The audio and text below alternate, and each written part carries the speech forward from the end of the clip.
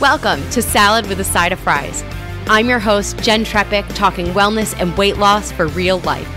We're here to clear up the myths, misinformation, bad science, and marketing to teach you how to eat and how to cheat. Are you ready? I'm having salad with a side of fries. This week, we're talking about alkaline water. Have you heard of it? Sorry, I was just drinking my regular water. Right. It's okay. Drink your regular water. So, okay. Alkaline water is about the pH of the water we drink. So let's talk about a little bit of some fundamentals of like pH and then how this applies to the water thing. So this is, again, 7th grade science class, the idea of like acidic versus alkaline, right? So it's a pH level is a number assigned based on how acidic a substance is or how alkaline a substance is. The scale goes from like 0 to 14. So 7 is neutral. Okay. Right? So if something has a pH of 2, it's pretty acidic. Something with a pH of 12 is very alkaline. Normal drinking water, I hate the word normal, but normal drinking water is typically a pH of 7, so neutral. Okay, so tap water. Okay. It's supposed to be neutral. Now, they measure that at the source, and depending on the pipes and all the things that it went through to get to you, like, okay. Who knows? Say? But measured at the source. Got it. Okay, so why is this a thing in the body? So you may hear that germs thrive in an acidic environment. Some say that regulating the body's pH can potentially slow aging or prevent chronic disease. So it's assumed, I think, that the body in a disease state is more acidic.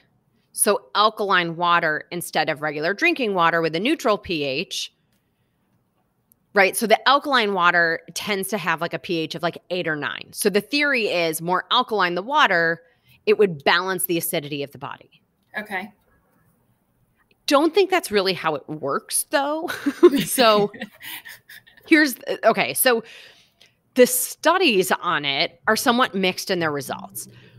Many of the claims are really anecdotal, and we need more research for sure, right?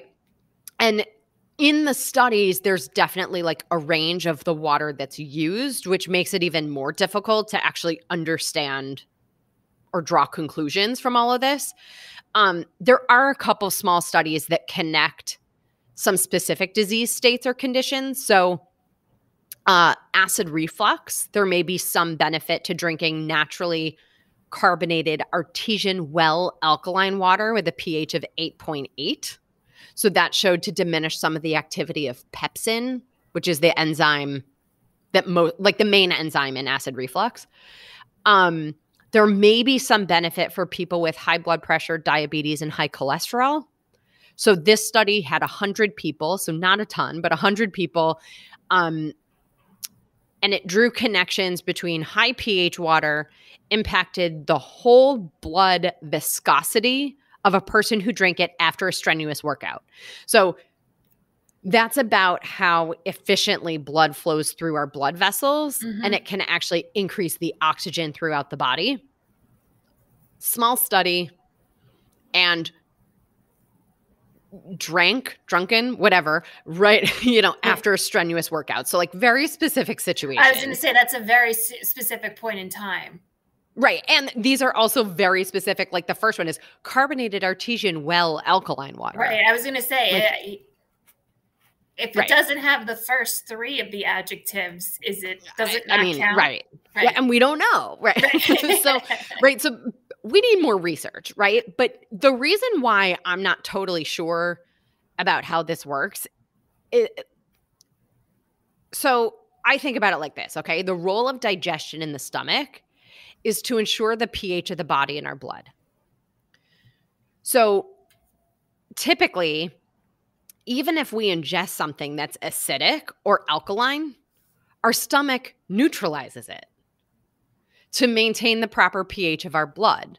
So in reality, to get the health benefits that people are talking about with this, it requires that the pH of our blood be different.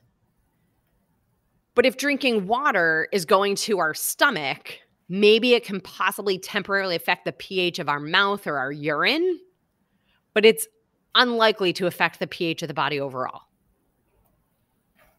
Okay. Right? And like, okay, so again, this is just how I think of it, but like the body is on top of this, right? We said before, the body knows, right? The body strictly regulates its pH. So if the pH of our blood changes, it can be an indication of some serious problems in our organs or like body tissues. If it was that easy for water to change the pH of our blood or our bodies, it's probably potentially really dangerous. Like, I don't think it's quite so easy. Well, not only that, but it also brings me back to what the doctor said was that things found in nature. So where has this like alkaline water been for the last, I don't know, however many years? Well, and I'll get to that in a second because that brings up the source. No, of course. I love this, right? But that brings up the source of the alkaline water and something that's naturally alkaline versus something that's made to be alkaline. Right. So, I mean, if you want to drink it, go for it within reason, right? So unless you have issues with your kidneys, you're probably going to be fine. You may notice like dry, itchy skin or some upset stomach, especially if the only water you're drinking is alkaline water, because it could sort of disrupt like your stomach and GI tract.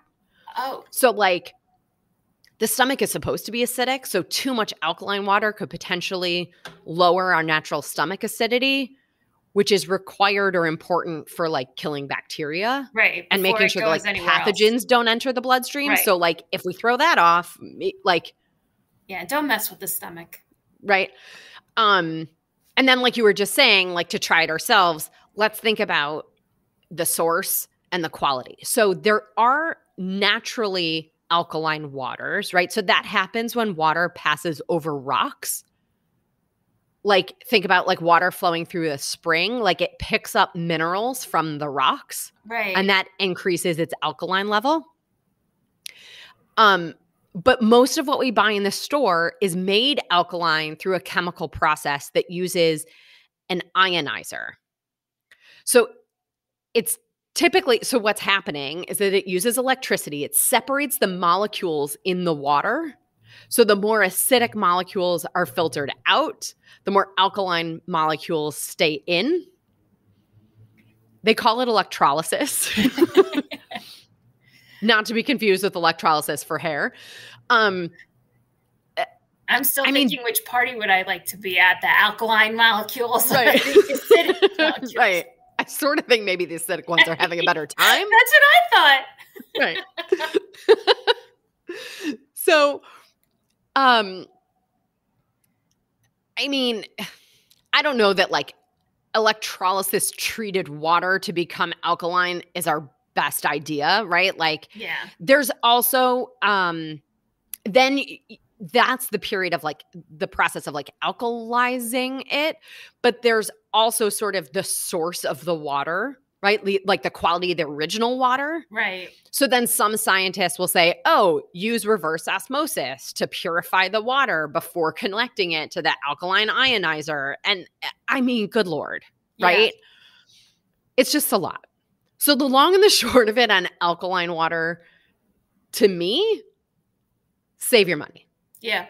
Right? Like if you want to try it, find a water that's naturally alkaline spring water. Try it after an intense workout. Don't drive yourself nuts. Right. And don't drink it all day long. Don't let that be the only source of water you drink. Exactly. All right, Ronnie, any questions on alkaline water? No, thank you. You're like, I didn't know I was going to talk about it anyway. So, I didn't either, but I just, I have a sensitive stomach, so it's out for me. No, thank you. Yeah. Well, thank you again for being here. Finally, I love having you. I like being here. Awesome. Well, we'll do it again. Absolutely. Excellent. As always, everybody, I'm your host, Jen Trepic. Connect with me on Instagram at Jen Trepic. Actually, all social media at JENNTREPECK. Send me a DM. I'd love to hear from you, your takeaways, your ideas, any questions you have. I am trying to do this episode answering all of your questions on supplementation, so send me your supplement questions. This is also the easiest way to learn more about working with me. I have a group starting in about 2 weeks, so it's not too late. There's a couple spots left. Consider this also your personal invitation to become a member. Go to glow.fm/salad with a side of fries. Becoming a member shows your support for this podcast, this community, but most importantly, supports your health. You'll get this week's recipe for the 10-minute baked eggs with spinach and mushroom, plus your complimentary one-on-one metabolic assessment. Just you and me, we're going to get to the root of this. So until next week, everybody, remember, you're not doomed. You can rehabilitate your metabolism. And the foundation of everything we talk about every week is metabolic rehab. Well, friends, that's it for today's episode of Salad with a Side of Fries. Congratulations for making yourself and your health a priority.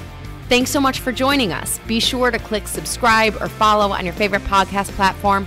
Share us with a friend, and we'll be back next week. Always remember, you deserve it, and you are worth it. Happy healthy.